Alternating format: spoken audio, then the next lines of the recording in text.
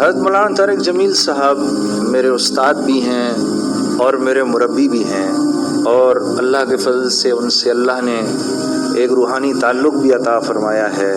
آج ایک عجیب بات آپ سب حضرات کو بتا رہا ہوں۔ پہلی مرتبہ جب مولانا کو سنا تو میں پہلی دفعہ اس دعوت کے کام سے متعارف ہو رہا تھا، مجھے پہلی دفعہ ملایا جا رہا تھا، اور ایک دوست مجھے اپنے ساتھ اجتماع پہ لے گیا کراچی کے۔ تو مولانا کا بیان سن کے میں نے اپنے اس دوست سے کہا کہ میں نے ان سے ملنا ہے، تو مجھے کہنے لگا کہ یار ہمارے یہاں حضرات سے ذرا ملنا مشکل ہوتا ہے۔ میں نے کہا کچھ بھی کرو، میں نے ان سے ملاقات کرنی۔ یہ اجتماع کا تیسرا دن ہے، اور 3 دن میں نے مسلسل بیانات بھی سنے اور بزرگوں سے میری ملاقات بھی کرائی میرے اس دوست نے۔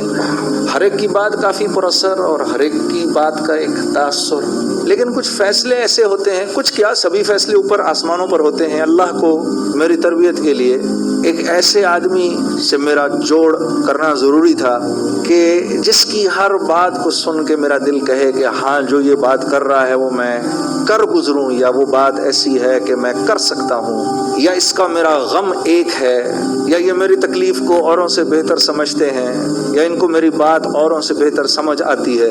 مجھے ایک ایسے آدمی کی ضرورت تھی۔ تو وہ میرا دوست مجھے لے گیا مولانا کی طرف۔ اب مولانا اپنے حجرے میں بیٹھے ہوئے تھے، اپنے آپ بیان ختم ہوا تھا، بیان کے بعد آ کر تو مجھے اندر بلایا۔ وہ بھی ایسے کہ میرا دوست گیا حجرے میں، کہا مولانا ایک میرا دوست ہے، اس کا نام جنید جمشید ہے، آپ سے ملنا چاہتا ہے۔ تو مولانا نے کہا جنید جمشید؟ ایسے کہا جیسے مولانا کو یوں لگا ہو کہ یہ نام وہ انہوں نے سنا ہے کہیں۔ تو کہا اس کو اندر لاؤ فوراً۔ تو میں جب اندر گیا تو مجھے مولانا سے سامنے بٹھا لیا، اور سامنے بٹھا کر مجھے عجیب نظروں سے دیکھنا شروع کر دیا۔ تو میں تھوڑا سا ذرا پریشان بھی ہوا، اور میں نے پھر خود ہی پوچھ لیا آپ مجھے اس طرح کیوں دیکھ رہے ہیں؟ تو کہنے لگے کہ تیرے بڑے بڑے بورڈ میرے شہر میں لگے ہوئے ہیں، فیصل آباد میں ان کو دیکھا کرتا تھا۔ آج بھی ایئرپورٹ آ رہا تھا تو کسی بورڈ پر میری نظر پڑی اسی طرح، تو میرے دل میں آیا یا اللہ کیا ایسے نہیں ہو سکتا کہ اس لڑکے سے میری ملاقات ہو جائے اور تو میرے سامنے بیٹھا ہے۔ تو میں نے مولانا سے عرض کی، میں نے کہا مولانا ایک پاکستانی نوجوان یا میری عمر کا کوئی بھی آدمی، میری عمر اس وقت 30 یا 31 سال میری عمر تھی، شہرت اتنی کہ میرے تصور سے بھی باہر کی بات، مال بھی اتنا، نام بھی اتنا۔ میں نے کہا جس شہرت نام دولت کا میری عمر کا ایک نوجوان، ایک پاکستانی نوجوان سوچ بھی نہیں سکتا، مولانا وہ سب میرے پاس ہے، لیکن میں اندر سے بالکل خالی ہوں، ایک پریشان سا انسان۔ اور یہ بات میں نے مولانا سے ایسے بولی کہ اس بات کا میں نے ذکر کبھی کسی کے سامنے پہلے نہیں کیا، کسی کے سامنے نہیں کیا۔ اور اس کی وجہ یہ ہے کہ یہ جو شو بزنس کے جو ایکٹر اور گانے والے ہوتے ہیں نا، ان کی زندگی ایک جھوٹ ہوتی ہے۔ جب آپ ایکٹر کو دیکھتے ہیں تو اس کو دیکھ کے آپ جانتے ہیں کہ یہ جو کچھ بھی کر رہا ہے جھوٹ ہے، یہ جھوٹ ہے، یہ ایکٹنگ کر رہا ہے، یہ جھوٹ ہے جو بھی کر رہا ہے۔ اور آگے سنو، وہ یہ جانتا ہے کہ آپ بھی جانتے ہیں کہ جو کچھ وہ کر رہا ہے وہ ایک جھوٹ ہے۔ آدمی جس چیز کی محنت، جس کام کو دنیا میں کرتا ہے، وہ کام تھوڑی دیر میں اس کے اوپر سوار ہو جاتا ہے، وہ کام تھوڑی دیر میں اس کے اوپر سوار ہو جاتا ہے۔ اور ایک کام کو اگر 10 سال کرے، 15 سال کرے، 20 سال کرے، تو پھر وہ انسان وہی بن جاتا ہے، ایک جھوٹ بن جاتا ہے۔ تو ہم کیا تھے اس وقت؟ ایک جھوٹ تھے، ہم ایک جھوٹ، ایک دھوکہ، ہم ایک دھوکہ تھے، ہم دنیا والوں کو دھوکہ دیتے تھے۔ دیکھو میں یوں ہوں، حالانکہ دنیا والے جانتے ہیں یہ جھوٹا ہے، یہ ایسا نہیں ہے۔ ایک فلم میں ایک سے پیار کرتا ہے تو دوسری فلم میں دوسرے سے پیار کرتا ہے تو تیسری فلم میں تیسری سے پیار کرتا ہے، یہ تو جھوٹا ہے۔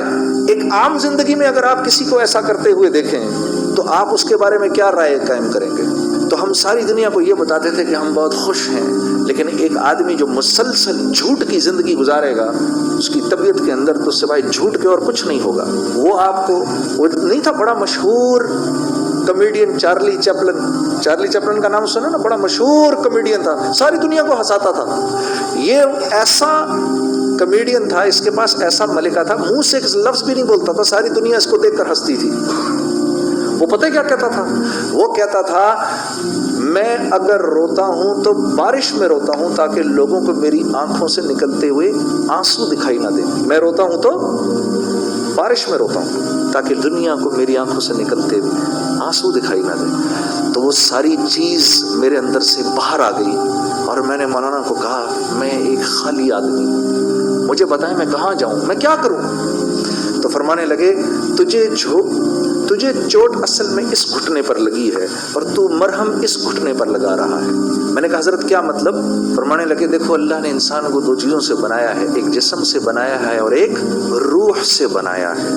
جسم کو کیونکہ مٹی سے بنایا ہے، اس کی تمام ضرورتوں کو مٹی میں رکھا ہے، اور روح اللہ کا امر ہے، آسمانوں سے آئی ہے، تو اس کی خوراک بھی آسمانوں پر ہے، زمین پر نہیں ہے. پھر فرمانے لگے اگر تم کو ایک سونے کے محل میں بند کر دوں اور 4 دن تک کھانا نہ دوں تو تم کیا کرو گے؟ میں نے کہا میں کہوں گا مولانا یہ سونے کا محل لے لو اور مجھے 2 روٹی کھلا دو.